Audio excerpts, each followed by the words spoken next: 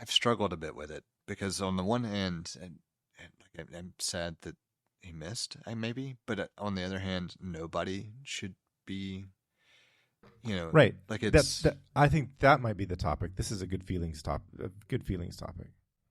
But But want this? But do you want this publicly? Potentially somebody could like hear you talk about oh, I this. have no problem. Anything that I say, I'm more than willing to say in person, like Okay. to anyone. I could care less. That never bothers me with regard to topics. It's It's it's one of those things. It's like, oh, look here, we're doing it. This is the show now. well, it's the big thing is I don't know how much I really have to say about it. Like that's Well, it. But it's like, it's I mean, how many times? Because it's easier to have this thought about Hitler because we're pretty, we grew up in a generation that was relatively far removed from that. Our grandparents were maybe barely old enough to be uh, in that war. Or at least I know that my grandfather, my mom's dad was maybe weeks away from. I think he and his brother went through basic training and were about to be deployed in Europe. I can't remember. But did not go because at that time the military kept brothers together, and my grandfather had a twin brother, and his brother broke his arm, and neither of them went. Neither of them made it to either theater, and the war ended before they could be sent over. So it's we're far enough removed from that to have things like have these thought experiments where you're like, if you could be around when Hitler was a baby, what would you do?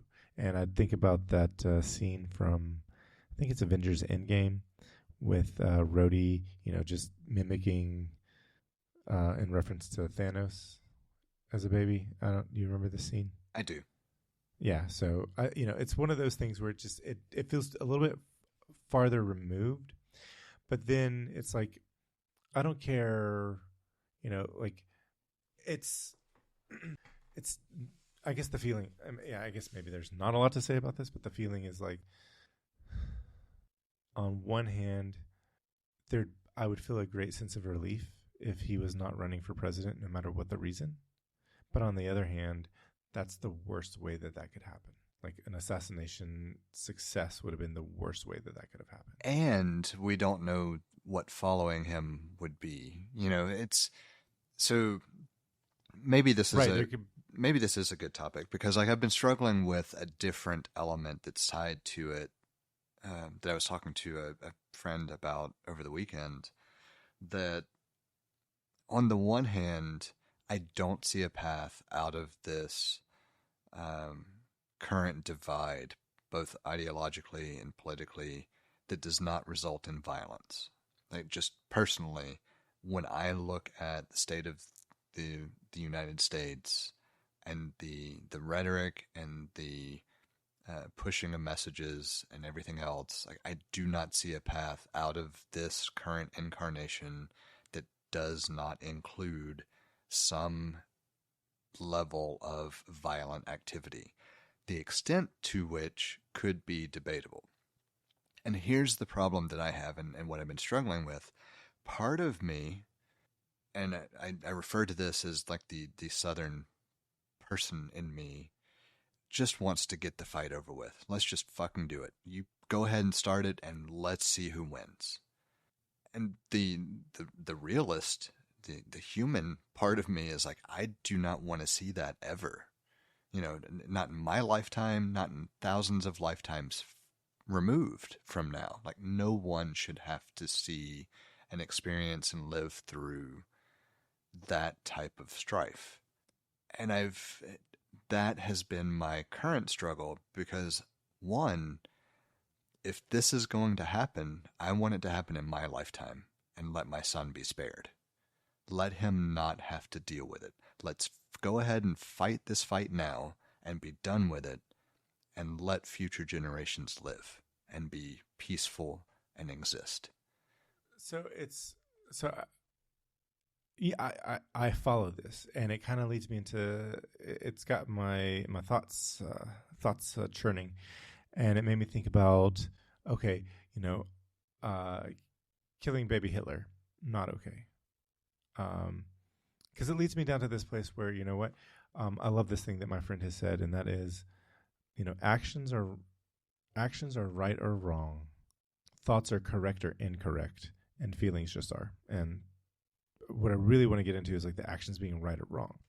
But it's because, I don't think anybody had any problems with SEAL Team 6 going and assassinating Osama bin Laden, because he orchestrated and he put together the September 11th attacks on the World Trade Center, and that was his like successful attempt, because he had the previous bombing attempt that wasn't so successful in the 90s, and so nobody's really I don't feel bad that a military operation led to his assassination. So then it's like, okay, that to me is a clear line. And so then I like take that thought and like, okay, let's apply it to Hitler, since we're talking about, since we've had this thought experiment of like, would you kill baby Hitler? And the answer to me is no, I would not kill baby Hitler. But if he's invading Europe, at some point, millions of people were killed because nobody killed baby Hitler. Nobody attempted to assassinate Hitler. No SEAL Team 6 went in a covert operation and assassinated him in his compound or his house or wherever. So it's like, how many people does Hitler have to kill for us to be okay with his assassination? Well, it led to one of the largest wars in the history of the world. So then it's like, okay, at some point between the beginning of the beginning of World War II, or maybe the invasion of Poland, because Poland was the first country he occupied, if I'm remembering correctly. Actually, I'll take that back. Germany was the first country he occupied, because I do like to make the distinction that Nazi Germany is not the same as Germany. So, yes, I agree. And real quick, I just want to emphasize one point, and this was actually part of the conversation over the past weekend as well. There was never a Nazi army. There was a Nazi party who was in control of the German army and the German Air Force, etc. And while it's somewhat semantic in distinction, it is important to note it's important that the Nazi party was the party in control of the German government during that era, and therefore the ones making the decisions and issuing orders. Because you could say the same thing, that you could draw parallels with how the MAGA followers have sort of done the same thing to the Republican Party. The Republican Party wasn't in a I didn't agree with where they were going and what they were doing, and I don't think that they were in a good place. They weren't what I would call a good party in this country. Neither are the Democrats. I wouldn't say that they're good either. And there's a whole bunch of stuff that we can just talk about American politics, and corruption and lack of succession planning and so forth that would fill up a few episodes, I'm sure. But the other thing that I thought about was like, well, what does? Okay, so we're never gonna, what does this is so. The question I was going to ask, and I sort of answered it in my head as I was trying to figure out how to phrase it, because it's a weird question to ask.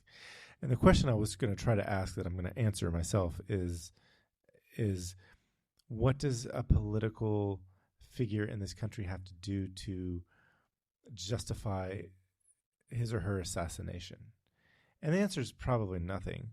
But the reason that we're asking that question is because the political system, the legal system, is failing us. Because where the inciting of an insurrection on January 6th currently hasn't led to the imprisonment of Donald Trump. Well, So I agree. You're going down the right rabbit hole, but it's even more egregious than that, especially with recent rulings about the tossing out the classified documents case because quote unquote special counsel being appointed is unconstitutional. It's the most fringe interpretation of anything legal or constitutional possible, and it's done strictly for the purpose of aiding the former president in the current situation or in the furtherment of protecting oneself, i.e., Clarence Thomas and the gratitude or gratuity instead of bribery aspect of the other rulings. We can look at legal rulings as attempts to interpret the actual meaning of the law and how it is applied, or we can look at it as the practical interpretation of how can I further assist XYZ person. And the problem that we are seeing is that it's being applied for the benefit of a person and party and not applied equitably across the board. How many presidents have appointed special counsel? And it's only now a problem because of the person under inquiry. And it's bullshit. I mean, plain and simple. The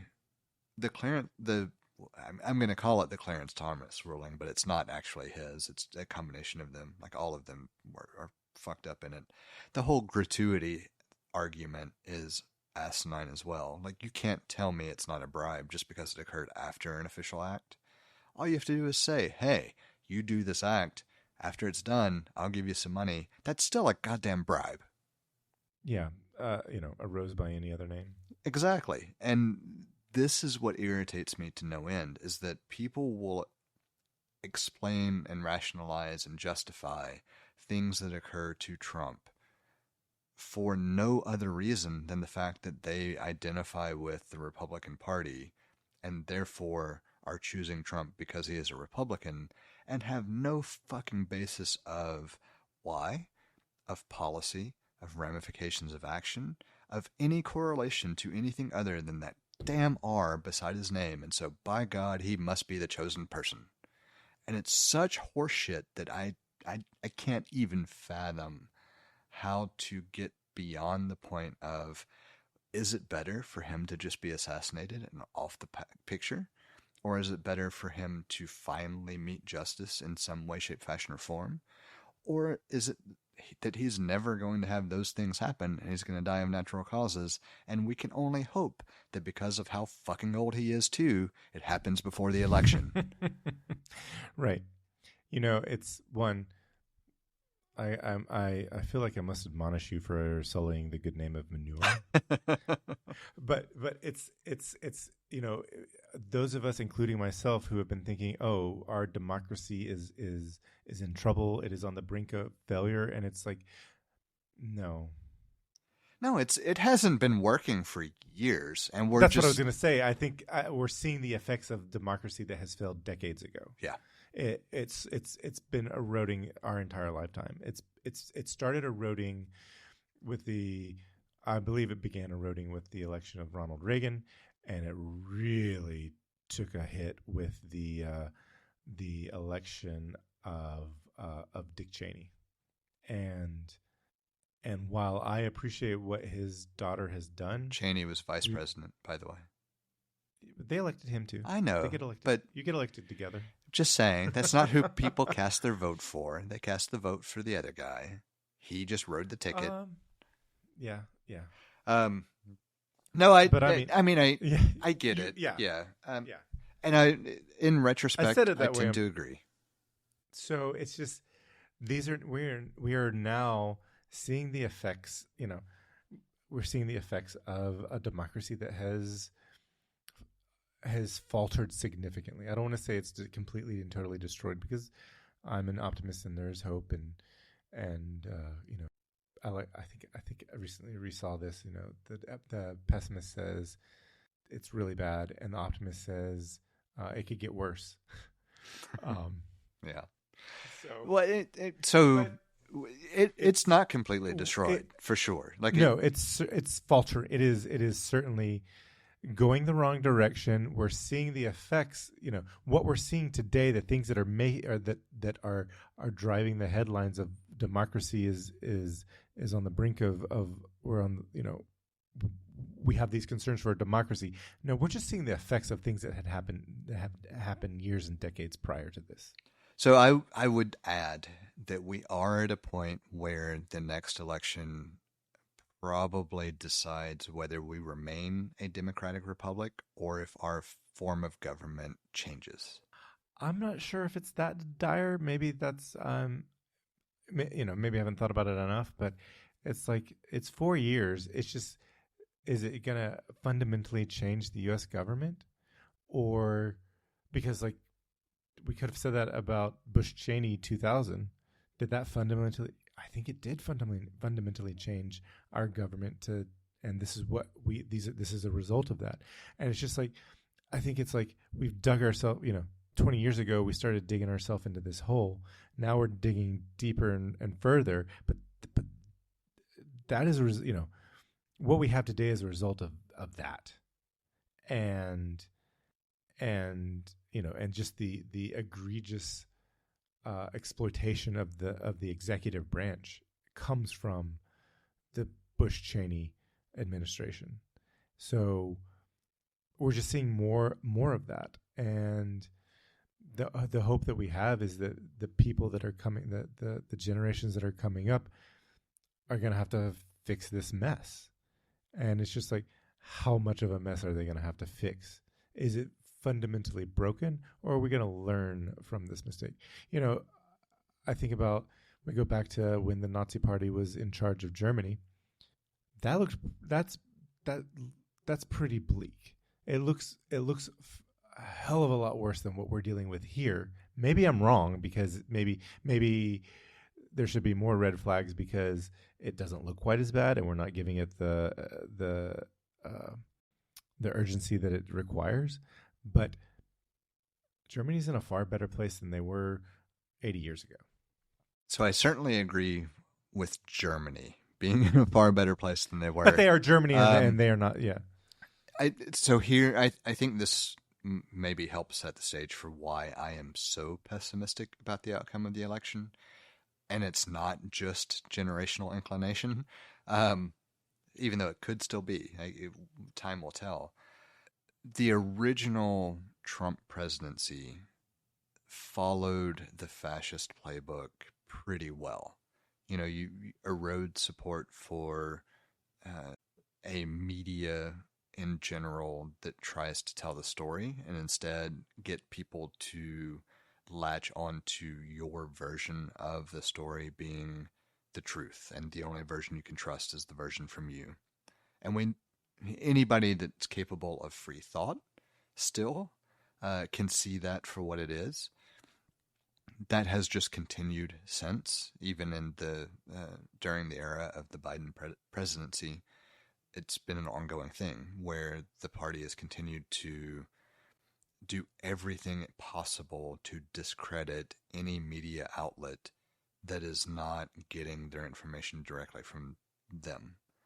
And if you take that in conjunction with the Project 2025 documents that have been leaked or stumbled upon, whatever version of seeing something that was available publicly, if you knew where to look, being your verb of choice for your current distrust of the media, then you have a recipe in place to dismantle so many different things in 4 years that it feels like it would jump us back almost a half century in progress.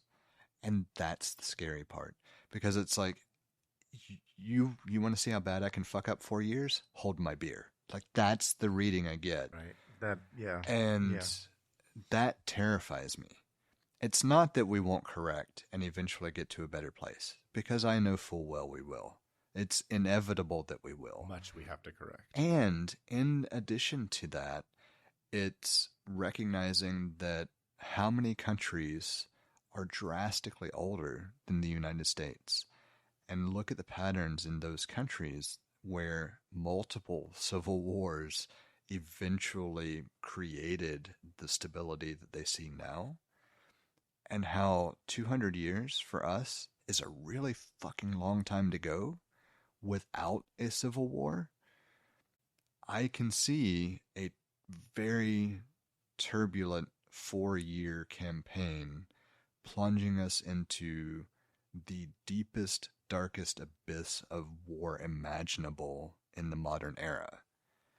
And again, it sounds overly pessimistic, and it sounds like a kind of doomsayer, ingrained generational, oh my God, we're going to hit by a nuke, have to hide under a desk mindset. But it's not.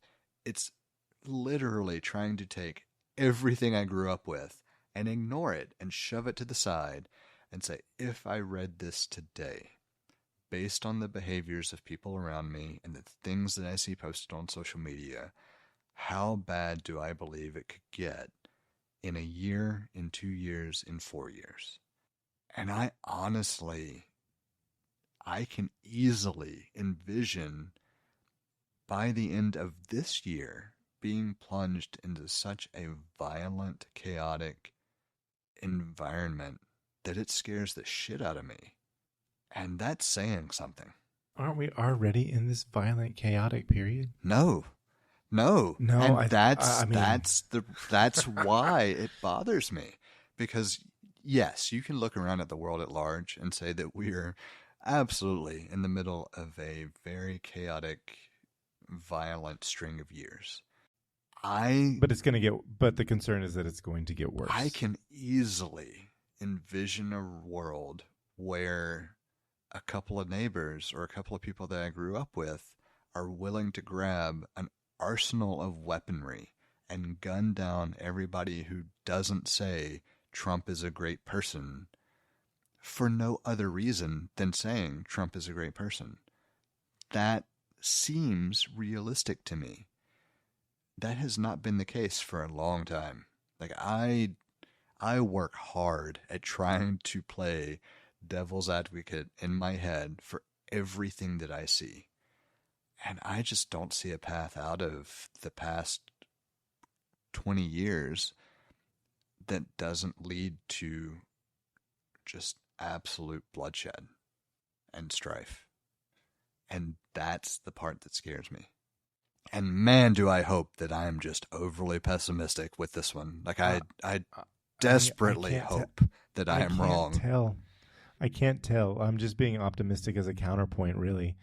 I'm not sure that I necessarily. Yes, and when I hear such a pessimistic view, I'm like, you're not wrong. But then I want to respond with optimism. But I don't know if it's just me being like just providing opposition thinking, and because Project 2025 is really fucking scary because people have been working on it for a few years now, and it'll be it's not something it is. I expect it to be something.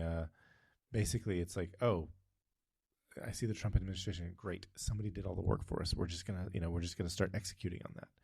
And he doesn't give a shit about it. He doesn't actually give a shit about what it does to the country. He's not going to live that much longer. I mean, let's say he lives to be an old man. He's 20 more years.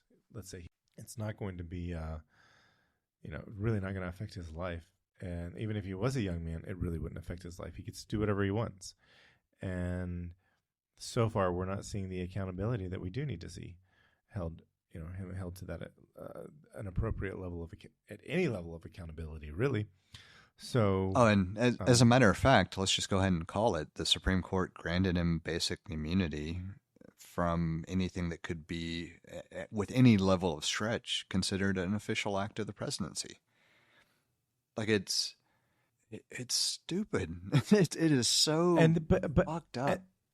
And then if you start looking at what they're proposing, it is it will send the United States into the dark ages, or its equivalent dark age. At the end of the day, it's the equivalent of destroying the ability for any individual to understand and learn critical thinking, because it relies on the states to basically dictate whatever they want to dictate you understand and learn, independent of any unifying body. It destroys freedom. It is an attempt to create a theocracy. There's no way around that. It's worse than that. It's an attempt to instill Christian nationalism at every level of government.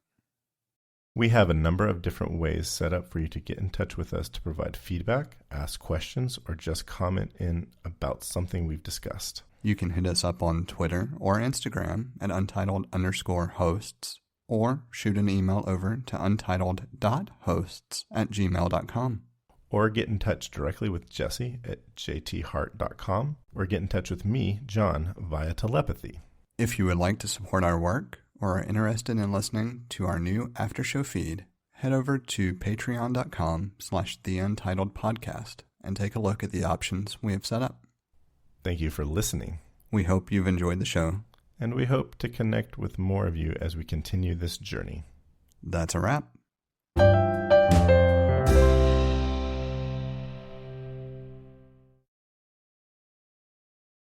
That sounded like a pretty good end. I'm good with that, because obviously I cussed so much more during that episode. Oh, I know. It just I know. It gets so under my skin. This is why, like as I mentioned when we were watching the Euros, this is why I think Renegade Noble is going to take a very political tangent. Because what else am I going to do? I'm not going to run for office and win for sure. So what can I do? I can create some sort of content and put it out there and hope that people find it. It's pretty dire. I don't know that it would have been any better. Like if the assassination attempt would have been successful. I think it would have been worse. Because he would have been, he would have been a martyr. There would have been a lot of, like I said, when he dies, it's so, so fortuitous that like a few days before I said, when Donald Trump dies, the real conspiracy theories will come out. And even if he lives 20 more years and dies an old man of what we used to call natural causes, still it's going to be a problem. So one of the things that really, I don't know, it's good and bad that he didn't die with the assassination attempt. It's good because no one should be assassinated and martyred, especially not someone with his persona. But it's bad because it pretty much sealed his reelection. Like I really can't see do. How it does. I can't. I feel like it jumped his chances to like 80%. And it may just be. I don't know. I don't know how to think about it. It fired up his base, but there are 4 months. And that's what I was about to say. Is it also might just be the proximity? Like if we get another couple of weeks in and emotions settle a little bit and more information rationally hits people about Project 2025, maybe we'll start to see a shift. But right now, today, it feels like it basically just sealed his reelection. It does feel that way. But, I also, 9 years ago, I thought grab him by the pussy ended his campaign, and it did not. And that was I think that was something that occurred in the summer as well. And was it 9 years ago or 8 years ago? Something. It doesn't matter. I mean, either way. It doesn't matter. I thought that ended. I thought that was like, oh, this is going to end his campaign, and it didn't. It really didn't seem to affect it. He went on and won the goddamn election. He won the electoral college election. I think that's the big thing for me, is that it seems like with his supporters, he could walk out on stage, pull out a gun, shoot somebody, and shoot someone, walk away, and they would just love him for it. And I do not understand that diehard fanaticism for a person. I just don't. There is nobody. These are the people that join cults. This is how people end up in a cult. Yes. I mean, for all intents and purposes, MAGA is very much like a cult. Yes. And so there's that, but then there's also, does he actually have the numbers? I know that the people that are going to vote, that want to vote for him, will show up, but is it enough? Because this is this election, there are a lot fewer boomers than there were 4 years ago, and there are a lot more Gen Z than there were. But are they going to show up and vote? So it's really kind of like. But see, I feel like it's really hard to figure that out. The problem I have is that how many people are going to decide not to vote, because Biden just is not a good choice either.